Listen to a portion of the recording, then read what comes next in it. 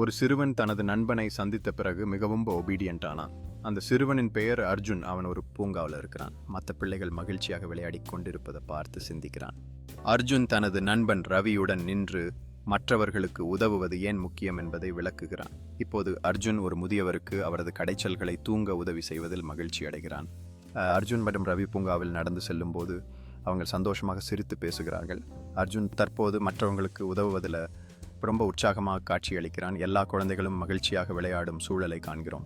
அர்ஜுன் பள்ளியில் தனது ஆசிரியைக்கு மிகவும் கவனமாக கேட்டு கேள்விகளுக்கு பதிலளிக்க கை உயர்த்துகிறான். மேலும் ஒரு வகுப்பையாறு பொருத்தத்தில் ஒருவரின் வேலைகளை முடிக்க உதவுகிறான். இது அவன் உதவிகரமான மனப்பானத்தை வெளிப்படுத்துகிறது.